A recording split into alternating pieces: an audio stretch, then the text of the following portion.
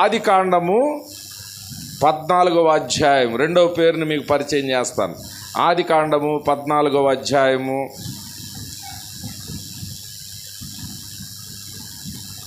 18వ వచనం. మరియు షాలేము రాజైన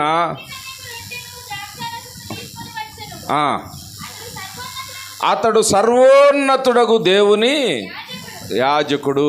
నా వైపు చూడండి, రెండవ పేరు మీకు పరిచయం చేస్తున్నాను. మొదటి పేరు చాలా సాధారణంగా ఉంది, దేవుడు అని ఉంది. దాని పేరు ఏం చెప్పాం మనం? ఎలోహిం. రెండవ పేరు సర్వోన్నతుడైన దేవుడు. చెప్పండి అందరు కలిసి. మన దేవునికి రెండవ పేరుని పరిచయం చేస్తున్నాం. మీకు తెలుసు, కానీ ఆ పేరుని ధ్యానం చేస్తాం. ఇక అది మన మైండ్లో ముద్ర పడిపోద్ది. రెండవ పేరు ఏంటి? ధ్యానం. మన ధ్యానంలోని రెండవ పేరు దేవునికి గట్టిగా చెప్పాలా? తల దించిన వాళ్ళు తల ఎత్తి చెప్పాలా? వెనక కుర్చీల్లో కూడా గట్టిగా. రెండవ పేరేంటి?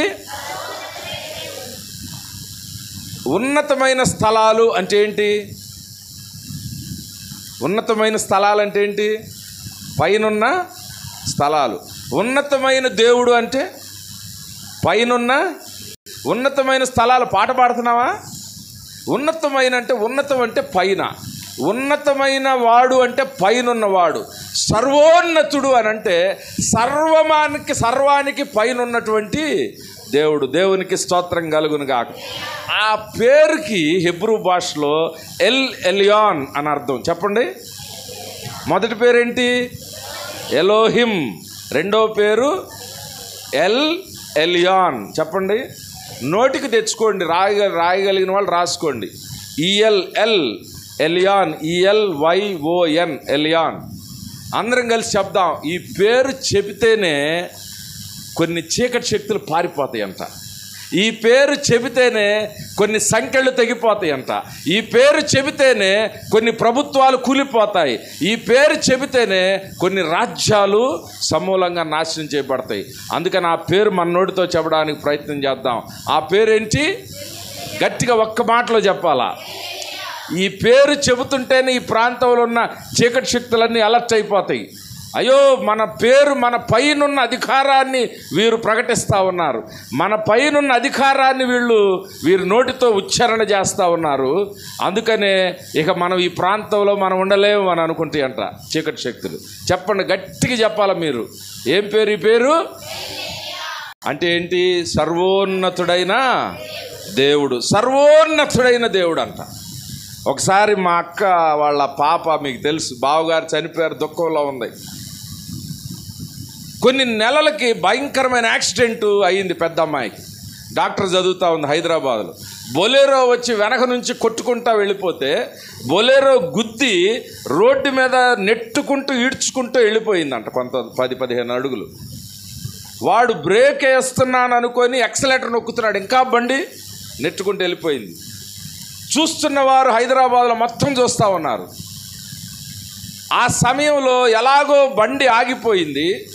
నేల మీద నిరుత్సాహంగా గాయాలు రక్తంతో పడిపోయి ఉంటే ఈ టైర్ వచ్చి కరెక్ట్గా ఇక్కడ కానుకుందంట. అంటే కొన్ని అంగుళాల్లో టైర్ ఎక్కితే ఈ తలకాయ పచ్చడైపోద్ది.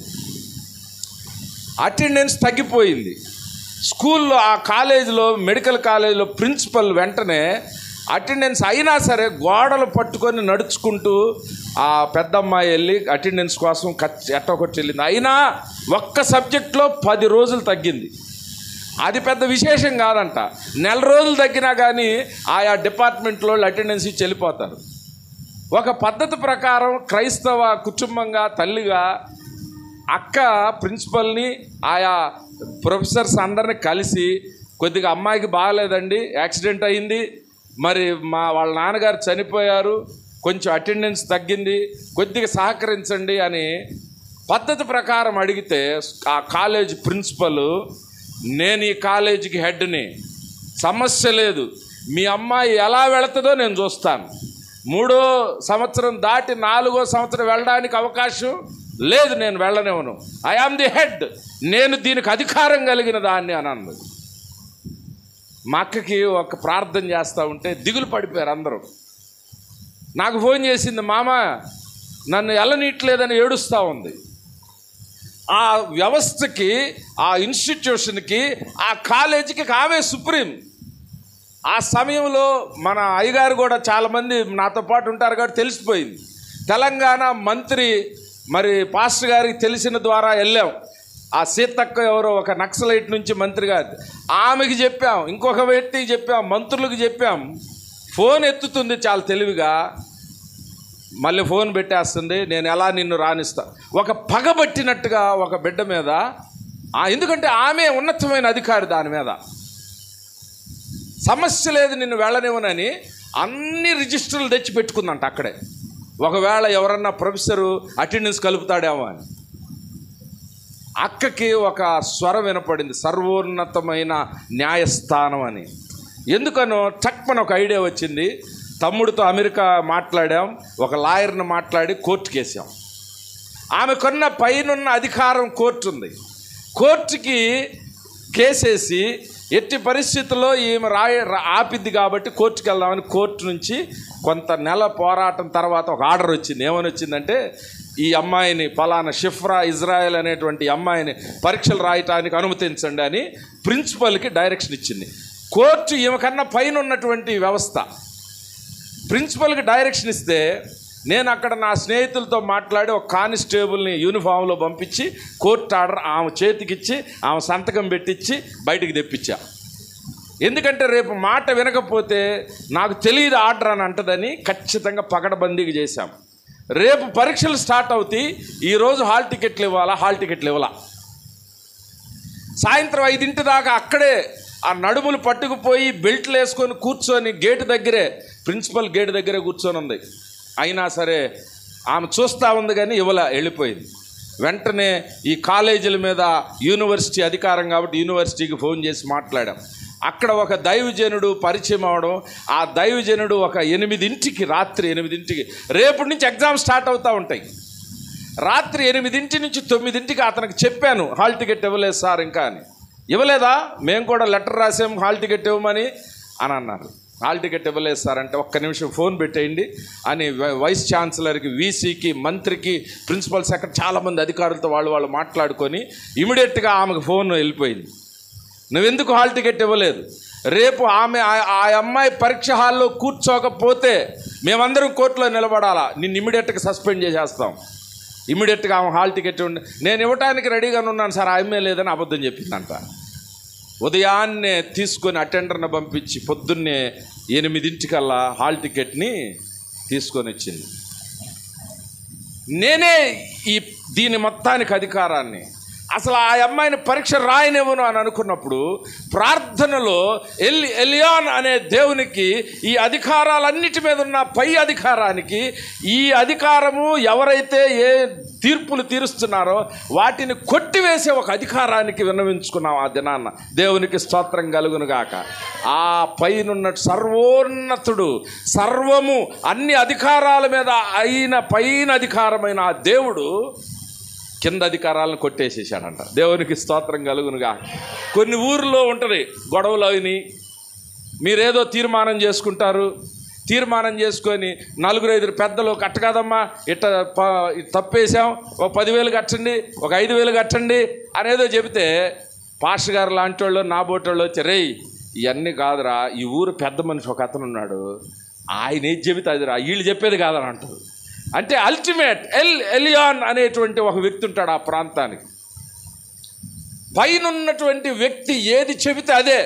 కింద హాస్పిటల్, ఇదిగో ఈ రోగం కష్టం అనవచ్చు మనల్ని. ఒక ప్రిన్సిపల్ ఈ పిల్లనికి పరీక్ష రాయని అనవచ్చు మనల్ని.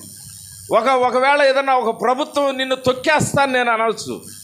కానీ వీటన్నిటి మీద ఉన్నటువంటి అధికారంగా ఈరోజు ఆ నామాన్ని మనం ధ్యానం చేస్తూ ఉన్నాం. దేవునికి స్తోత్రం కలుగునుగాక. కింద కోర్టులు ఇచ్చిన తీర్పుని పై కోర్టు కొట్టేస్తుంది, కింద డాక్టర్లు ఇచ్చిన తీర్పుని పైన డాక్టర్ కొట్టేస్తాడు, కింద ఎవరైతే శిక్షిస్తారో పైన ఆ దేవుడు ఆ శిక్షను పక్కకు నెట్టివేయగలిగిన దేవుడు. అందుకనే ఉన్నతమైన దేవుడు అంట. అంటే ఈ నామములో అన్నిటికన్నా పైన ఉన్న దేవుడుగా చూస్తాం. మొదటి నామం ఎలోహింలో మనం సృష్టి చేసే దేవుడుగా చూసాం. కానీ నామములో హై, ఇంగ్లీష్లో అంటారు the most high God, God the most high అని అంటారు. అంటే పైన పైన పైన అన్నిటికీ పైన ఉన్నటువంటి దేవుడు అంట. ఈరోజు నీ సమస్య ఏదైనా సరే, ఈరోజు నీ బంధకాలు ఏదైనా సరే, చీకటి బంధించబడి ఉంటే ఆ చీకటికి పైన అధికారం మన దేవుడు. దేవునికి స్తోత్రం కలుగును గాక. ఒకవేళ ఒక డాక్టర్ రిపోర్ట్ నీకు వ్యతిరేకంగా ఉండొచ్చు, పరమ వైద్యుడు పైన మనకున్నాడు. దేవునికి స్తోత్రం కలుగును గాక. ఒకవేళ నిన్ను ఏ అధికారమైన ఇబ్బంది పెడతా ఉండొచ్చు, ఏ ప్రభుత్వమైన ఇబ్బంది పెడతా ఉండొచ్చు, నీ పరిస్థితి నేను అడిచివేసి ఉండవచ్చు, కానీ ఈ అధికారాలన్నిటికీ పైన అధికారం మన దేవుడు ఉన్నాడు. ఎలియాన్ అనేటువంటి దేవుని బట్టి గట్టిగా స్తోత్రం చెల్లిద్దాం. దేవునికి స్తోత్రం కలుగును గాక. మెల్కీసెదెకు చెప్తా ఉన్నాడు అక్కడ ఆదికాండము 14వ అధ్యాయంలో. మెల్కీసెదెకు చెప్తున్నాడు, అబ్రహాము యుద్ధం చేసి వచ్చాడు, లోతుని పట్టుకొని వెళ్ళిపోయారు. సొదొమ దేశంలో నివసిస్తున్నాడు లోతు. సొదొమ ప్రాంతంలో లోతు నివసిస్తూ ఉన్నాడు అబ్రహాము నుంచి విడిపోయి. కొన్ని రాజులు, ఆ రాజులు ఎవరు, ఆ రాజ్యాలు ఎవరు మీరు ధ్యానం చేయండి ఇంటికి వెళ్ళిన తర్వాత. ఆ రాజులు వాళ్ళు యుద్ధానికి వచ్చేసేసి సొదొమ రాజును తరిమేస్తే సొదొమ రాజు గొమొర్రా రాజు దాంకొని వెళ్ళిపోతారు. ఆ రాజ్యం మీదకి శత్రు సైన్యం వచ్చేసి ఉన్న జనాన్ని పట్టబడి తీసుకొని వెళ్తారు. అంటే లోతుకు సంబంధించిన మొత్తాన్ని కూడా బందీలు చేసుకుని తీసుకుని వెళ్ళిపోతారు. ఎవడో ఒకడు తప్పించుకొని అబ్రహాం చెవిలో వేస్తాడు, అయ్యా మీ లోతు పట్టబడి వెళ్ళిపోయాడు శత్రు దేశాల్లోకి. అబ్రహాం సైన్యాన్ని, తనకున్న మంది మార్బలాన్ని 318 మంది సుమారుగా వాళ్ళందరిని తీసుకొని ఆ రాజులను తరుముకుంటూ వెళ్తాడు. వాళ్ళని తరిమి లోతుని తన మంది మార్బలాన్ని మొత్తాన్ని విడిపించుకొని తీసుకొని వస్తుంటే దారిలో ప్రభువుకి సాదృశ్యంగా ప్రత్యక్షతలాగా చూస్తాం. మెల్కీసెదెకు అనేటువంటి షాలేము దేశపు రాజు అబ్రహాముకి ప్రత్యక్షం అవుతాడు. అక్కడ ప్రత్యక్షమయ్యి ఏమంటాడంటే అతని గురించి చెప్పబడిన మాట, సర్వోన్నతుడైన దేవునికి అతడు యాజకుడు. దేవునికి స్తోత్రం కలుగును గాక. సర్వోన్నతుడైన దేవునికి మెల్కీసెదెకు ఎవరంట?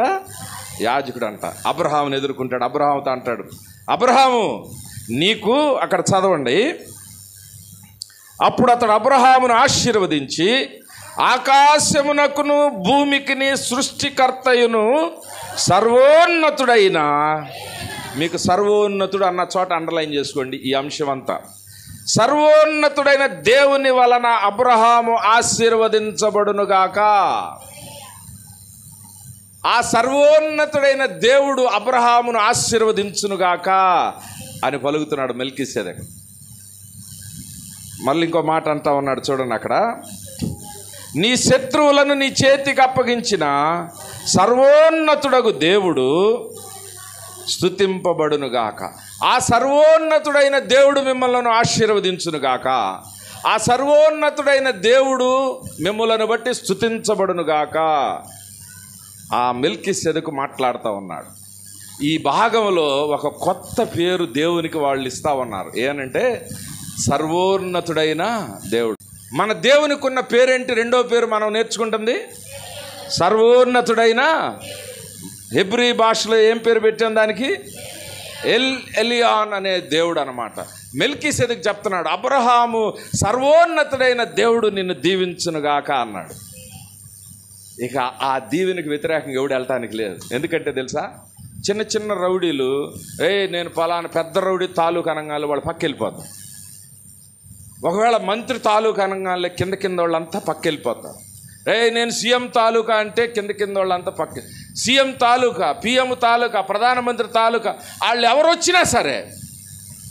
ఈరోజు చిన్న మందిరంలో ఉన్న మనకున్నటువంటి ఆధారం ఏంటో తెలుసా? ఆ అధికారాలు, ముఖ్యమంత్రులు, ప్రధానమంత్రులు, దేశాధ్యక్షులు అందరికీ పైన ఉన్నటువంటి ఎలియాన్ అనేటువంటి దేవుడు మనకు దేవుడుగా ఉన్నాడు. మనం డైరెక్ట్గా అక్కడ కంప్లైంట్ చేస్తాం ఏదైనా తేడా వస్తే. ఎక్కడ చేస్తాం? ముందు అక్కడ చెప్పాలి. అక్కడ చెప్పామంటే కింద అధికారాలన్నీ కూడా సుప్రీం గాడ్ అనమాట. సుప్రీం కోర్టుకి వెళ్ళినట్టుగా కింద కోర్టులకు వెళ్తే వాడు తీర్పు ఇచ్చేసాడు, మీకు వ్యతిరేకంగా తీర్పు ఇచ్చేసాడు. పలానా ఇల్లు కొట్టేసేయండి, మీరు ఆక్యుపై చేసుకోండి అన్నారు. కానీ ఈ కాగితాలను తీసుకొని మళ్ళా సుప్రీంకోర్టులో వేసామనుకో, సుప్రీంకోర్టు నో, ఆమెకి ఈ స్థలమే కాదు, కేసు వేసినోడు స్థలం కూడా ఇవ్వండి అని తీర్పిస్తే అంతే, ఫైనల్ డెసిషన్ ఆయన చేస్తాడు. కింద డెసిషన్స్ అన్నీ కొట్టివేసేటువంటి అధికారం కలిగినటువంటి దేవుడు సర్వోన్నతుడైన దేవుడు. దేవునికి స్తోత్రం కలుగునుగాక. అలాంటి గొప్ప దేవుడు మన జీవితాల్లో పరిచయం అయినందుకు ఆ దేవునికి గట్టిగా మహిమ చెల్లిద్దాం, దేవునికి స్తోత్రాలు చెల్లిద్దాం, దేవునికి స్తుతులు చెల్లిద్దాం. సొదొమ రాజు గుహల్లోంచి అప్పుడు బయటకు వచ్చాడు అబ్రహాం దగ్గరికి. అమ్మయ్య విడిపించాడు కదా అని అబ్రహాంతో అంటాడు, జనాల్ని నాకు ఇచ్చి నువ్వు ఆస్తిని తీసుకొని వెళ్ళిపో అబ్రహాము అని అంటాడు. అబ్రహాం మరలా మాట్లాడుతూ ఉన్నాడు. అక్కడ చూడండి, చివరి వచనం చూడండి, అక్కడే అబ్రహాం మాట్లాడుతూ ఉన్నాడు. 23వ వచనం. నేను అబ్రహామును ధనవంతునిగా చేసితినని నీవు చెప్పకుండునట్లు ఒక నూలు పోగైనను చెప్పుల వారైనను ఏదైనను తీసుకొననని ఆకాశమునకును భూమికిని సృష్టికర్తయును సర్వోన్నతుడైన దేవుని ఎదుట నేను దేవునికి స్తోత్రం కలుగునుగాక. అసలు ఆ అబ్రహాం చెప్తున్నాడు, నీవు నాకు డబ్బులు ఇస్తే, నీవు నాకు సహాయం చేస్తే లోకంలో దేశం అంతట్లో కూడా అబ్రహాం నేను ధనవంతుని చేశానని నువ్వు అంటావేమో. నేను ఏది ఆశించనని ఆ పైన ఉన్న దేవుని చేతి దగ్గర నేను ఆయన ఎదుట చేయి పెట్టి నేను ఆన చేసుకున్నాను. సర్వోన్నతుడైనటువంటి దేవుడు అన్నమాట. ఆ దేవుని పేరు, రెండో పేరు పరిచయం చేస్తా ఉన్నా మీకు, ఎల్ ఎలియాన్ అనేటువంటి దేవుడు. మిమ్మల్ని ఎవరన్నా బాధిస్తున్నారనుకోండి, మిమ్మల్ని ఎవరిని హింసిస్తున్నారనుకోండి, సృష్టికర్త అయిన దేవుడు కాదు అక్కడ మీకు కావాల్సింది. ఎవడైతే హింసిస్తున్నారో, ఏ అధికారం అయితే మీ మీద పెత్తనం చేస్తూ ఉందో ఆ పై అధికారానికి మనం కంప్లైంట్ చేయాలన్నమాట. పై వాళ్ళకి బాస్కి చెప్పాలి మనం. పైనున్న ద మోస్ట్ హై గాడ్, పైన ఉన్న ఆ దేవుని స్థానం ఇక అంతకన్నా పైన ఎవరు లేరంట. ఆయనకు పోటీగా, ఆయనకి పోల్చడానికి కూడా ఇంకెవరు కూడా అక్కడ లేరు. దేవునికి స్తోత్రం కలుగునుగాక, దేవునికి స్తోత్రం కలుగునుగాక. బలవంతులందరికీ బలవంతుడు అంట ఆయన. పైన ఉన్నావయ్యా, మేము కొండల మీద ఉన్నాం అనుకున్న వాళ్ళందరికీ ఇంకా పైన ఉన్నటువంటి దేవుడు మన దేవుడు. ఆకాశ మహాకాశములు కూడా పట్టజాలనంత పెద్ద దేవుడు మన దేవుడు. దేవునికి స్తోత్రం కలుగునుగాక. ఈ దినం ఈ పేరు మీకు పరిచయం అయినప్పుడు మీ ప్రార్థనలో ఈ రోజు నుంచి చేయాల, ప్రభువా ప్రభువా పైన సర్వోన్నతమైన దేవుడు నాయన, ఇదిగో మమ్మల్ని ఇది బాధిస్తుంది, ఇదిగో మమ్మల్ని ఇది అణిచివేస్తూ ఉంది, ఇదిగో ఈ యొక్క పరిస్థితులు మేము ఆ శక్తి కిందకు లోనైపోతూ ఉన్నాం, మేము దీన్ని తెంచుకొని బయటికి రాలేకపోతా ఉన్నాం, మాకు ఇదిగో ఇక్కడ ఏమీ మా మాట వినడం లేదు ప్రభువా, ఈ అధికారి మా మాట వినడం లేదు, లేకపోతే ఈ ప్రభుత్వం మాకు సహాయం చేయడం లేదని అంటే మన నోటిలోంచి ఉచ్చరించాల్సిన మాట ఏంటో తెలుసా? ఎల్ ఎలియాన్, సర్వశక్తి కలిగిన దేవా, అన్ని శక్తులు అందరి మీద, సర్వం మీద శక్తివైన దేవా, పైనున్న దేవా నీకు స్తోత్రాలని చెప్పాలి. భూమి పైన ఉన్న దేవుడు, ఆకాశముల పైన ఉన్నటువంటి దేవుడు అంట. అందుకనే ఇంకొక మాట కూడా అందరికి పరిచయం అయినటువంటిది నేను చెప్తా ఉన్నా. టైం అయిపోద్ది కాబట్టి త్వరగా చూడండి. సువార్తలోకి వెళ్దాం మనం. మార్కు సువార్త 5వ అధ్యాయం. మార్కు సువార్త 5వ అధ్యాయం చూడండి, 5-6 అంతేనా? వాడు దూరము నుండి యేసును చూచి, ఎవరు వీడు? అపవిత్రాత్మ పట్టినటువంటి వ్యక్తి. యేసు ప్రభు వారు ఆ మార్గంలో వెళ్తా ఉన్నాడు. చూడండి చాలా జాగ్రత్తగా ఈ అవగాహన మీకు తెలుసుకుంటే ప్రార్థన చేయడానికి పట్టు వస్తుంది, ధైర్యం వస్తుంది, బలం వస్తుంది, ఒక నిరీక్షణ వస్తుంది. మనకి ఈ నాలెడ్జ్ మనకు తెలియాలి, ఈ అవగాహన తెలియాలి. దురాత్మ పట్టినటువంటి ఒక వ్యక్తి చూడండి 5వ వచనం నుంచి 5వ అధ్యాయం 2వ వచనం. ఆయన దోణి దిగగానే అపవిత్రాత్మ పట్టిన వాడొకడు సమాధుల్లో నుండి వచ్చి ఆయనకు ఎదురుపడెను. వాడు సమాధులలో వాసము చేసేవాడు, సంకెళ్లతోనైనను ఎవడు బంధించలేకపోయాడు. పలుమార్లు వాని కాళ్లకును చేతులకును సంకెళ్ళు వేసి బంధించినను. చూడండి అసలు వాడిని ఎవరు పట్టలే. వాడి శక్తి ముందు వాడి సంకెళ్ళు దారం తెంచినట్టు తెంచేస్తున్నాడు వాడు. అర్థమైందా? నా వైపు చూడాలా. సంకెళ్ళేస్తే గొలుసులేస్తే ఇట్టంటే మెత్తగా దిగిపోతున్నాయి వాడి. యేసు ప్రభు రాక చూసిన తర్వాత ఇంత శక్తి కలిగిన వాడు మాట్లాడుతూ ఉన్నాడు. 6వ వచనంలో చూడండి, వాడు దూరం నుండి యేసును చూచి పరిగెత్తుకొని వచ్చి, ఇంత బలం కలిగిన వాడు, ఇంత సంఖ్యలను తెంచి వేసేవాడు, మనుషులకు అలివిగానటువంటి వ్యక్తి, అయ్యో ఈ సమస్యను మేము ఎంతో కాలం నుంచి పోరాడుతున్నాం, మా వల్ల కావటం లేదనుకున్న ప్రతి విధమైనటువంటి చీకటి కానీ ప్రతి అనారోగ్యత కానీ వాడు దూరం నుంచి పరిగెత్తుకొని వెళ్ళి పరిగెత్తుకొని ఆయనకు నమస్కారం చేసి, యేసు, వాడు మాట్లాడుతున్నాడు, వాడు గుర్తిస్తున్నాడు, వాడికి అర్థమైపోయింది, యేసు సర్వోన్నతుడైన దేవుని కుమారుడా. దేవునికి స్తోత్రం కలుగునుగాక. పైనుంచి కూలిపోయి వచ్చాడు కదా వాడు, వాడికి తెలుసు అసలందరికన్నా బాస్ ఎవర్రా బాబు అంటే వాడికి బాగా తెలుసు. అందుకని ఆడు పెట్టిన పేరేంటో తెలుసు దేవునికి, ఎల్ ఎలియోన్. అయ్యా మందరి మీద బాసు కదా నాయన, మమ్మల్ని పట్టి వదిలేసే నాయన, ఈ పూటకు మమ్మల్ని ఎందుకు వచ్చావు మా జోలికి నువ్వు. వాడు మోకరించేశాడంట అసలు ప్రభువారు మాట్లాడకముందే. మీరు ఊహించాలి, ఒక మంచి బలవంతుడు కనుక మన వీధుల్లో తిరుగుతుంటే అందరూ నమస్కారం చేసేస్తారు వాడికి, అంతేనా? యేసు ప్రభువుకున్న పేరు, మన దేవునికున్నటువంటి పేరు సర్వోన్నతుడైన దేవుని కుమారుడు. సర్వోన్నతుడైన దేవుని కుమారుడా. దేవునికి స్తోత్రం. మన దేవునికున్న పేరు చూడండి, సర్వోన్నతుడంట. అందరికీ ఉన్నతమైన వాడు, సర్వము మీద ఉన్నతమైన వాడు, దెయ్యాల మీద శక్తి కలిగిన వాడు, దెయ్యాల మీద అధికారం కలిగిన వాడు. ఏ వ్యక్తికి దెయ్యం పట్టిన, అందుకనే దేవుని దాసులు ప్రార్థన చేస్తూ ఉంటే వాళ్ళు చెయ్యేసిన వెంటనే అయ్యా మంటగా ఉంటుందని చెప్తుంటాడు వాడు దెయ్యం వదిలేసి వెళ్ళిపోతూ ఉంటాడు. కాసేపు వాడు పోరాడొచ్చామో, మన ప్రార్థనా శక్తిని బట్టి కొంచెం ఉండొచ్చామో, కానీ మనం ఏ నామాన్ని ఉచ్చరిస్తామో ఆ నామాన్ని బట్టి, ఆ సర్వోన్నతుడైన దేవుని నామాన్ని బట్టి ఆ బిడ్డలో నుంచి, ఆ కుటుంబంలోంచి, ఆ వీధిలో నుంచి ఆ దురాత్మ వాడిని విడిచి వెళ్ళిపోదు. అపోస్తుల కార్యం చూడండి 16వ అధ్యాయంలో కూడా పేతురు, మన ఆ యొక్క పౌలు, వీళ్ళందరూ కూడా అక్కడ వారు తిరుగుతూ ఉంటారు. ఫిలిప్పి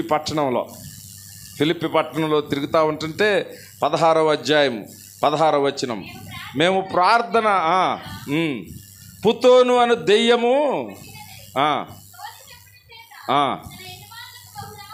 బహులాభము సంపాదించుచున్న ఒక చిన్నది మాకు దురాత్మ పట్టినటువంటి ఒక పాప ఎదురుగా వచ్చింది. ఆమె పౌలును మమ్మను వెంబడించి, దేవుని సేవ చేసే వ్యక్తులను చూసి దెయ్యాలు మాట్లాడుతున్నాయి చూడండి. దేవుని సేవ చేస్తున్న వ్యక్తులకి, పాస్టర్స్కి వెళ్ళే, సువార్త చేసే వ్యక్తులకి వెళ్ళే దురాత్మ చూసి మాట్లాడుతూ ఉంది, ఈ మనుష్యులు సర్వోన్నతుడైన దేవుని దాసులు, వీరు మీకు రక్షణ మార్గము ప్రచురించువారై ఉన్నారు. దేవునికి స్తోత్రం కలుగునుగాక. దెయ్యాలు గుర్తిస్తున్నాయి, మీరు గమనించండి. ప్రభు పరిచర్య చేసే వ్యక్తులని, వారిలో ఉన్న శక్తిని బట్టి ఏమంటున్నారు వాళ్ళు, దెయ్యాలు సర్వోన్నతుడైన దేవుని దాసులు, సర్వోన్నతుడైన దేవుని కుమారుడా. ఈరోజు మన జీవితాలకి మనకు ఒక అవగాహన వస్తూ ఉంది. దెయ్యాలు గమనిస్తున్నాయి ఇతను సర్వోన్నతుడైన దేవుడని. దేవుని నమ్ముకొని ఆయన రక్తం చేత కడగబడి బాప్తిసం తీసుకున్న మనము ఆ అధికారాన్ని గమనించకపోతే, ఆ అధికారాన్ని నువ్వు గుర్తించకపోతే, ఆ అధికారాన్ని నువ్వు చలాయించకపోతే నీ ముందే దురాత్మలు తిరుగుతూ ఉంటాయి తప్పితే అవి అక్కడి నుంచి వెళ్ళవు. నీ కుటుంబంలో నీవు ఆ దేవుని అధికారాన్ని ప్రకటించాలా, నీ జీవితం మీద ఆ దేవుని అధికారాన్ని ప్రకటించాలా. ఏదైతే ఇబ్బందిగా ఉందో, ఏదైతే సాధించలేకపోతున్నామో అన్ని అధికారాల కన్నా పై అధికారాన్ని మనం ప్రకటించాలా. సర్వోన్నతుడైన దేవుని అధికారం, ఎల్ ఎలియాన్ దేవా అని మనం ఇక నుంచి ప్రార్థన చేస్తూ ఉండాలా. ఎలోహిం అయిన దేవా అని ప్రార్థన చేస్తూ ఉండాలా. ఎల్ ఎలియాన్ అన్న దేవా అని మనం ప్రార్థన చేస్తాం. ఆ మాట పలికితే దెయ్యాలు సైతం సాష్టాంగ నమస్కారం చేసి ఆ ప్రాంతం నుంచి వెళ్ళిపోతున్నాడు. దేవునికి స్తోత్రం కలుగునుగాక. దేవునికి స్తోత్రం కలుగునుగాక. యెషయా గ్రంథం 14వ అధ్యాయం చూడండి. యెషయా గ్రంథం 14వ అధ్యాయం 12వ వచనం.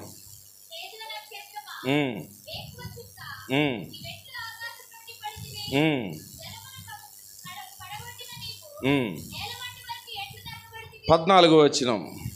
మేఘమండలము మీదకెక్కెదను, మహోన్నతునితో నన్ను సమానునిగా చేసి కొందును. అసలు వచ్చిన సమస్య 2 పదాలు పరిచయం చేస్తా మీకు. 2 వాడొచ్చు మీరు. సర్వోన్నతుడు అనొచ్చు, మహోన్నతుడు అనొచ్చు. బైబిల్ తర్జుమాలో 2 పదాలను వాడారు. ఎల్ ఎలియాన్ అనేటువంటి భావానికి మహోన్నతుడు అంటే ఉన్నతుడు, మహా ఉన్నతుడు అని అంటే ఇక పైన ఉన్న దేవుడే. రెండింటికి ఒకటే అర్థం. మహోన్నతుడు అన్నా సరే, సర్వోన్నతుడు అన్నా సరే, అన్ని అధికారాలకి పైన ఉన్నటువంటి అధికారం. సుప్రీం కోర్టు అనమాట మన దేవుడు. మనకి దేవునికి స్తోత్రం కలుగును గాక. కింద కోర్టులన్నీ శిక్ష వేసుకుంటూ వెళ్ళినా సుప్రీంకోర్టే నేను కొట్టేస్తున్నా పోండి అంటే వీళ్ళందరూ సరేనయ్యా, యువర్ ఆనర్, సరే సార్, మీరు ఎట్ట చెబితే అట్టే సార్. అంతకుముందు అంతే హైకోర్టు తీర్పిచ్చింది, రా నువ్వు జైల్లోకి రా, నేను ఉరేస్తాం రా అని అంటూ ఉంటుంటే, చిలకలూరుపేటలో బస్సు దహనం కేసులో 2 ముద్దాయిల్ని హైకోర్టు ఉరిశిక్ష వేసేసింది. సుప్రీంకోర్టు కూడా ఉరిశిక్ష వేసేసింది. సుప్రీంకోర్టులు జడ్జిల్ని నియమించేటువంటి రాష్ట్రపతి దగ్గరికి ఒక అప్లికేషన్ పెట్టారన్నమాట. పైన అధికారం. ఆ రాష్ట్రపతి దగ్గరికి వెళ్తే రాత్రి మధ్యరాత్రిలో ఫోన్ చేశారు జైలు అధికారులకి. ఆ కలెక్టర్కి ఫోన్ వచ్చేసింది రాష్ట్రపతి భవన్ నుంచి, వారిని ఉరితీయొద్దు, వారిని ఉరి తీయటానికి లేదు, ముందు ఆపేసేయండి ఊరినని. ఆర్డీఓని పంపించాడు కలెక్టరు. జైలు అధికారులు ఇట్లాంటివన్నీ ఏదో ప్రాంక్ కాల్స్ కావాలా, మనం నమ్మటానికి వీల్లేదని వాళ్ళు గమనింటారు. వాళ్ళు అన్నారు, ఏయ్ రాష్ట్రపతి ఫోన్ చేస్తాడు, మీకేం అర్థం కావట్లా. ద సుప్రీం కమాండర్ అన్ని ఆ యొక్క భాగాలకి అన్ని సర్వ సైన్యాధ్యక్షుడైనటువంటి రాష్ట్రపతి ఉత్తర్వులు ఇవిగో, నువ్వు ఆపేసేయి, ఉరిదీయటానికి వీల్లేదంటే చిలకలూరుపేటలో ఉన్న బస్సు దహనం చేసిన 2 ముద్దాయిల్ని అప్పటికప్పుడు ఆపేసి వాళ్ళని ఉరి కాకుండా జీవిత ఖైదీగా మార్చారంట. ఈ మధ్య కాలంలోనే వారిని విడుదల చేశారు. బయటికి మంచి సేవకులుగా వారు ఇప్పుడు బయట సేవ చేస్తూ ఉన్నారు. దేవునికి స్తోత్రం కలుగును గాక.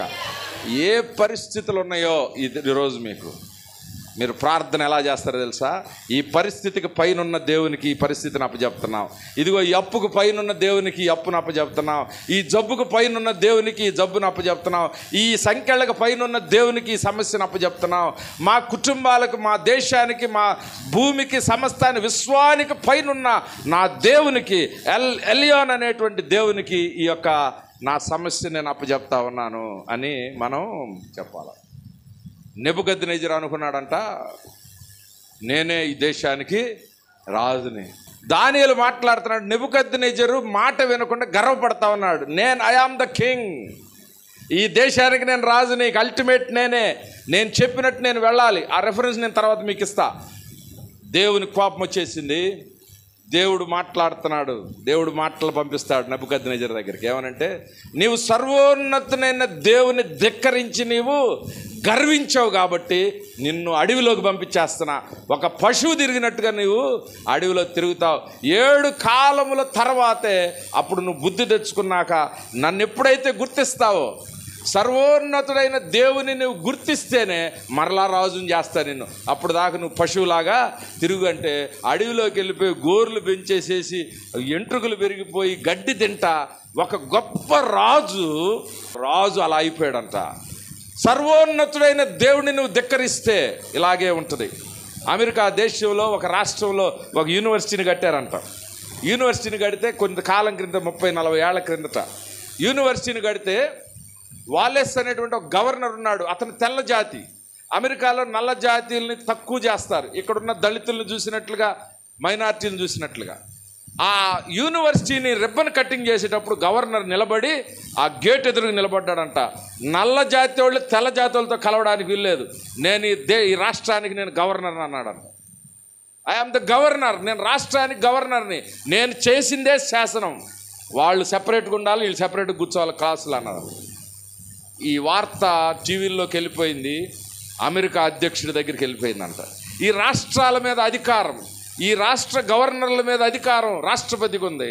వెంటనే రాష్ట్రపతి ఆయన ప్రత్యేకమైన బలగాలు పంపించి ఆ గవర్నర్ని పక్కకి నెట్టేసేసి రిబ్బన్ కట్ చేసి నల్ల జాతి వాళ్ళు, నీగ్రోలు, తెల్లోళ్ళు కలిసి చదువుకోవాలని ఈ కింద ఇచ్చినటువంటి రూలింగ్ని ఓవర్ రూల్ చేసి పడేశాడంట. దేవునికి స్తోత్రం కలుగును గాక. మన మీద ఎటువంటి తీర్పులు వచ్చినాయో ఈ ప్రభుత్వాల్లో, మన మీద ఎటువంటి నిందలు వచ్చినాయో ఈ లోకంలో, నీకు ఎటువంటి ఇబ్బందులు వచ్చినాయో, ఒకవేళ ఎవరెవరు నీ మీద పెత్తనం చేస్తూ ఉన్నారు, నీకు ఇబ్బంది కలుగజేస్తూ ఉన్నారు, మనకు రాష్ట్రపతి ఒకడు ఉన్నాడు, మనకు సుప్రీంకోర్టు ఒకటి ఉన్నది, మనకు సర్వోన్నతమైన న్యాయస్థానం ఒకటి ఉన్నది.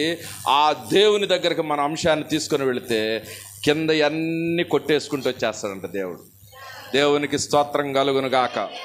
దేవునికి స్తోత్రం కలుగును గాక. ముగిస్తాను నేను. ఇంకా లూకాసు వార్త చూడండి ఒకసారి, నేను ముగిస్తాను. లూకాసు వార్త 1వ అధ్యాయం, లూకాసు వార్త 1వ అధ్యాయం 32వ వచనం. లూకాసు వార్త 1:32. ఆయన గొప్పవాడై,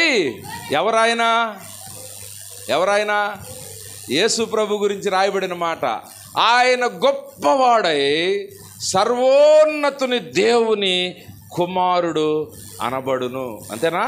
చదవమ్మా. సర్వోన్నతుని దేవుని కుమారుడు అంటే యేసు ప్రభు వారు కూడా. చూడండి అసలు వాక్య లయబద్ధత చూడండి. తండ్రి సర్వోన్నతుడు, కుమారుడు కూడా సర్వోన్నతుడైన దేవుని కుమారుడు. దేవునికి స్తోత్రం కలుగు. 35 అక్కడే చదవండి. 35 దూత మాట్లాడుతూ పరిశుద్ధాత్మ నీ మీదికి వచ్చును. జాగ్రత్త చూడండి. సర్వోన్నతుని శక్తి నిన్ను కమ్ముకొనును. అసాధ్యమైనటువంటి పని మరియమ్మకి బిడ్డలు పుట్టడం. భర్తతోటి కలవలేదు, వివాహం కాలేదు. కానీ ఇక్కడున్న వైద్య నియమాలను కొట్టివేసి, సాంప్రదాయాలను కొట్టివేసి సర్వోన్నతుని శక్తి ఆమె మీదకి కమ్మిందంట. అంతే, మొత్తాన్ని తారుమారు చేశాడు దేవుడు. పరిశుద్ధాత్మ సర్వోన్నతుని శక్తి నీ మీద కమ్ముకొనును. చదవండి. సర్వోన్నతుని శక్తి నిన్ను కమ్ముకొనును గనుక పుట్టబోవు శిశువు పరిశుద్ధుడై దేవుని కుమారుడు అనబడు. దేవునికి స్తోత్రం కలుగును గాక. ఇలాంటి గొప్ప దేవుడు ఈరోజు మనకు పరిచయం అయ్యాడు. దేవునికి స్తోత్రం కలుగును గాక. ఎలియాన్ అనేటువంటి దేవుడు మనకు పరిచయం అయ్యాడు. ఎలోహిం అనేటువంటి దేవుడు మనకు పరిచయం అయ్యాడు. సృష్టికర్త అయిన దేవుడు మనకు పరిచయం అయ్యాడు. సర్వోన్నతుడైన దేవుడు మనకు పరిచయం అయ్యాడు. పంచాయతీలో మీ మాట వినలేదనుకోండి, ఎవరికి చెప్పాలా? పైకి చెప్పాలా? డాక్టర్లు తప్పు చెప్పేశారనుకోండి, ఉన్న వాస్తవే చెప్పొచ్చు, పై డాక్టర్ మనకున్నాడు, అక్కడికి వెళ్ళాలా. కింద కోర్టులు మీకు వ్యతిరేకంగా తీర్పు ఇచ్చినాయి అనుకోండి, సుప్రీంకోర్టు దగ్గరికి మనం వెళ్ళాలా. The most high God the most high అని పేరు ఆయనకి. అంటే పైన ఉన్న దేవుడు అంటక, ఆయన కన్నా పైనకి ఎవరు లేరు. మనం ఎవరి పక్షాన ఉన్నాం? దేవుని పక్షాన. 6వ అధ్యాయం లూకాసు వార్త, అక్కడే చూడండి, నేను ముగిచ్చేస్తాను. 6వ అధ్యాయం 35వ వచనం. మరి మన సంగతి ఏందో చెప్తున్నాడు అక్కడ చూడండి. 6వ అధ్యాయం. మీరైతే ఆ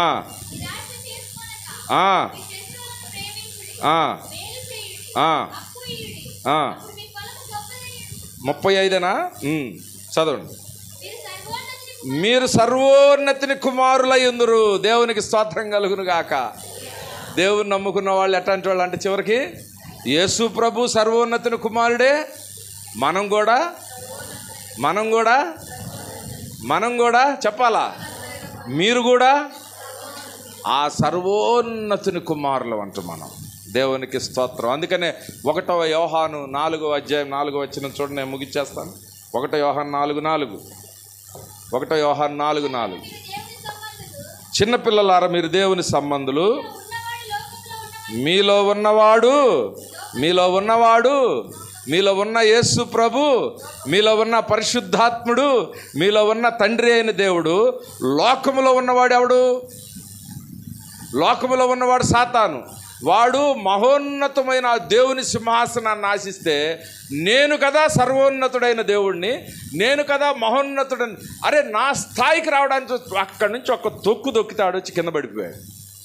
ఆయన స్థానాన్ని ఆయన కాపాడుకోగలిగిన సమర్థుడైన దేవుడు మన దేవుడు. దేవునికి స్తోత్రం కలుగును గాక. గబక్కన నా పోస్టు ఏదైనా తీసేశారనుకోండి, ఇంకోటి వచ్చాడు అనుకోండి, నేను చేతగానే అయిపోతా, అంతేనా? కానీ దేవుడు అట్లాంటి దేవుడు కాదంట. ఆయన అంత స్థిరంగా ఉన్నాడు కాబట్టే మనందరి గురించినటువంటి ఆ బాధ్యతలు ఆయన తీసుకొని మన తరపున ఏ ప్రభుత్వం ఏ రూలింగ్ ఇచ్చినా, ఏ అధికారి ఏం చేసినా అవన్నీ కొట్టేసుకుంటూ వెళ్ళి ఫైనల్గా తీర్పు తీర్చేది ఎవరు? మన దేవుడు. లోకములో ఉన్నవాడి కంటే మీలో ఉన్నవాడు మీరెవరు? సర్వోన్నతిని దేవుని కుమారుడు. మీలో ఉన్నవాడు ఎవడు? సర్వోన్నతిని దేవుని కుమారుడు. దేవునికి స్తోత్రం కలుగును గాక. రెండవ నామాన్ని మనం ధ్యానం చేస్తూ ఉన్నాం. రెండవ నామం పేరు చెప్పండి. సర్వోన్నతుడైన, మహోన్నతుడైన, సర్వోన్నతుడైన, అన్ని అధికారాల మీద ఉన్నటువంటి దేవుడు, భూభాగాల మీద ఉన్న అధికారంలో ఉన్న దేవుడు.